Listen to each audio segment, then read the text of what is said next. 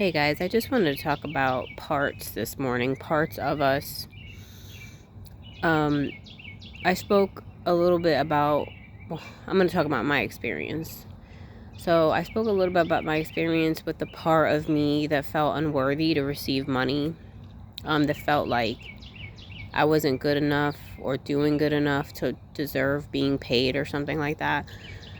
And the part was telling me, the part wanted me to like lie about my hours and put that I worked less than I had, right? Because it didn't feel worthy. And this was a way that it would feel safe if I did this. But I didn't do that. Anyways, so yeah, and then I came to the conclusion that how do we change, or how do we stop letting these parts drive the vehicle? I think that's basically it, right? Like, I did have a hostile feeling about these parts because they make you feel, I feel like these parts of us are very like immature parts of us in a way, like, and that's not a put down, it's just immature because they're from a long time ago. They're from when we were young. They never, maybe they're like little wounds or something, I don't know, whatever. They're little like maladaptive parts that, whatever, as I said in my previous video, they use maladaptive measures to relate to maladaptive people. But now we're adults, so. Anyways, so when you feel these parts and when you're feeling what the part wants you to do, it can feel embarrassing because the part is, because you're 40, you're 50, you're 60, and this part is fucking 7 years old. And that can feel embarrassing. Right? Because people are like, well, why are you acting like that? Like, you're 40, you shouldn't be acting like that, right? It's just like there's parts that haven't been addressed, and they're driving the vehicle. They're driving. We don't want them driving, right? Like, we don't want to kill them either because they are a part of ourselves, but we don't want them driving, right? Because you don't want a 7-year-old driving a car. They're just gonna fucking wreck, probably. So we don't want to get our vehicles wrecked. We want our core self to be driving, but also acknowledging, oh shit, wow, there's this part in the passenger side and it's trying to come into the driver's side. Like, it really wants to. It really thinks that it wants to do this thing and that this thing is gonna, but no, I'm in control of the car and I have to not listen to this part's instructions, but yet acknowledge that, oh wow, like, be curious about it. Where did you come from? Or why do you think that? And kind of like correct it in a way. But sometimes when you correct the part, it doesn't feel like the part really believes you. It feels greater. Its desire, its pull feels stronger than like what you're saying. Like, for instance, if I would be like, no, I'm worthy to get paid for my time, because that was the contract anyway. It's a professional contract and I get paid for my time. So that's just like black and white, you know what I mean? The part is like, it doesn't believe you. And it almost feels like what that part feels is more truthful or more real than what you're saying. But it's just that what you're saying is more like, your core self is like a little bit more like undeveloped. But the more you don't listen to the part and the more you push into that undeveloped part, like, the bigger and stronger like it'll get. So the better the core self will get at like driving the vehicle, right? Don't let the 7-year-old part wreck the car. I should make that the title of this video. Don't let the 7-year-old part wreck your car. I feel like I've seen that in other people's lives, and it's, you know what I mean? And just that it, specifically with loneliness, when loneliness drives a car, But it's not for judgment, right? Because even when your car gets wrecked, it will work together for your good. You will come to realizations. You will learn. This is your journey, okay? It's all learning. It's all learning. It's all learning. Just tell yourself that. Whenever you feel embarrassed or like, oh, I can't believe I feel this way, say it's all learning. It's all learning. It's all learning. I'm not alone. I'm not alone. Everybody goes through this shit. I'm not alone. We're all doing it. We're all going through it. This morning I I actually, for the first time, felt my core self be separate from this part that I felt very attached to, and actually felt that it was like me. And for the first time, I actually felt this separation between me and this little, like, little immature part. And it's embarrassing. I don't even know if I want to get into what this part was having me feel. But it was whatever. I'll share because it's a common thing probably, right? But the part was waiting on a man's love. And what the part would do is any time that I got attention or kindness from a male, it would get these romantic feelings and fantastical feelings towards the man, without the man even saying that they even had desire for me or anything. There wasn't nothing romantic happening, but the part was feeling romantic, or feeling these romantic feelings were coming up towards somebody who didn't even say that they liked me, but just because that person may have done something kind for me or fucking had conversations with me that have nothing to do with romance or interest at all. But the part will fantasize and be like, oh wow, like maybe this is the one, and it's got nothing to do with romance at all, you know. I mean, you see that in movies though, I guess, too. Maybe that's... Anyways, so I began realizing that I think I felt more one with those feelings in the past, like it was me, like... But this morning it was different. It was like, holy shit, that's just a part. That is another fucking little girl, little part, an immature part, I think, that is projecting these emotions onto something that's not even there, probably. 99%, most likely. But the reason I was entertaining the part was because it felt good.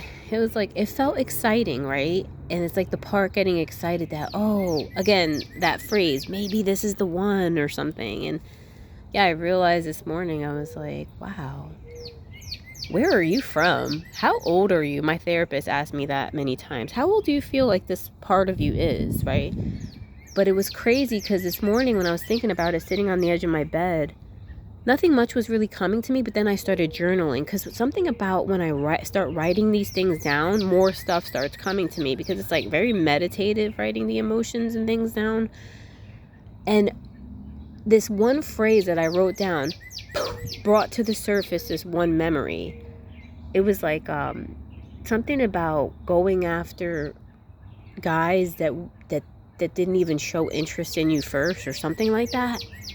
I have it written down. Then after I wrote something like that specific down, this memory came up, an old memory from when I was in grammar school.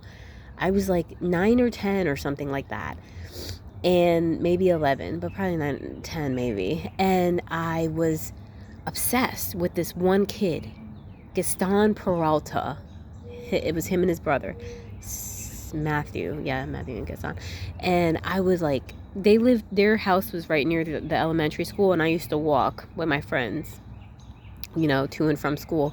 So we were like, it was end of school, we were leaving school, walking home, we would pass Gaston's house, and I'd be like, I know it was my crazy idea too. I was like, let's knock on his door, and I don't know what my purpose was. I was 10. 10-year-olds, do they even really think things through like this? I don't think so. We just do shit. I'm like, oh yeah, let's knock on his door, and be obsessed with this kid. And he didn't like me, and I felt how I felt in that moment, that like, I think I felt like no guy or no boy would ever like me, because I'm just a chubby little white girl or something. I don't know why that phrase came to mind, chubby little white girl. I am Puerto Rican, but I think in my family a lot of times people called me a white girl because I look white. So anyways, yeah, nobody will ever like me, a chubby little white girl. But for some reason, I think that made me have to act out in ways where I would feel like I had to make somebody interested in me, because nobody would naturally be interested in me without me pursuing it or being obsessed with them, which makes no sense whatsoever. But that's the thing about these parts, they don't make sense. That's why they tell you when you're journaling, even if that shit don't make sense, write it down anyways, because this shit doesn't make sense, because it's the child mind. You know what I'm saying? Like, children do shit that doesn't necessarily make like logical sense, but for some reason it makes some kind of sense. I don't know, fucking subconsciously or something, you know what I mean? We're driven to do certain things. I just watched this movie called The Sleepers. I didn't even know about it. It was made in 1996, and it was about these young boys living in Manhattan in Hell's Kitchen. Anyways, I don't even know if I want to share what happened, but they went through something awful. They did some dumb shit. They did some dumb shit that led to some very serious catastrophic results. And they were kids. This is why kids need a lot of attention. They need an adult presence a lot, you know? I believe. Because when you aren't paying attention to kids, if you ever notice, like, you know, you go a certain extent of time, depending on the age of the kids, you know, like say your kids are 11 and 12 and you spend 2 hours away from them, or not really paying like a whole lot of attention because say you're working or something, like but you're in and out. It's not like you're completely gone. But if you leave kids without a certain amount of attention over a certain span of time, they start to fucking go buck wild.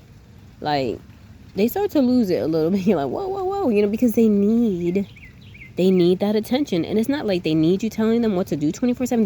They need an adult. They need a caring person to just be present with them, you know? That's what they need. And what I noticed in this movie is these boys didn't have that. Why the fuck did they push the hot dog cart down the subway stairs and kill a man? Because them motherfuckers were hungry. That's why. All because they had a need. They were hungry. And apparently, I guess they didn't feel like they had any other way to meet their need but to fucking steal from this guy's hot dog cart. Where the fuck were the parents? Why couldn't they go home and get a goddamn hot dog?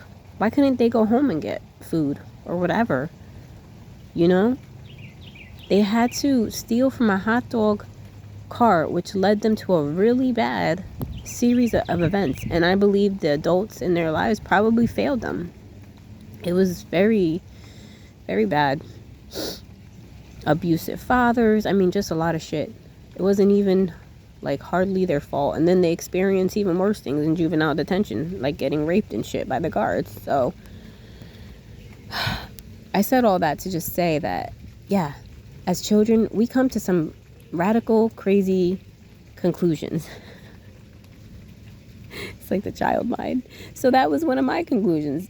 Get obsessed with these guys. Knock on their door. Like 9 years old. Stupid, right? So anyways, that part came back to me. The memory. Boom. I was like, oh my God. I was like, I can't believe that shit came up. Whoa. So I was listening to a video yesterday, and this lady was saying how Kelly, her name is, she makes videos here on YouTube, how she started talking to herself in the mirror. I've been smiling at myself in the mirror and things like that, but I haven't done a whole lot of talking about like self-love or I love you. But I thought, you know, I was like, yeah, I should start doing that more, you know. And I told myself this morning in the mirror, I love you. I'm the one who's going to satisfy you and fill that part and fill that need that you think that only a man can fill.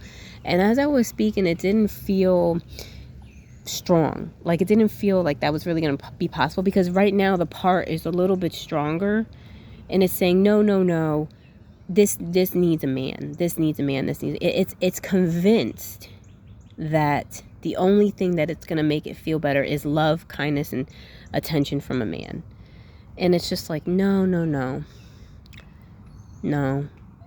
I'm going to love you. I'm going to satisfy you.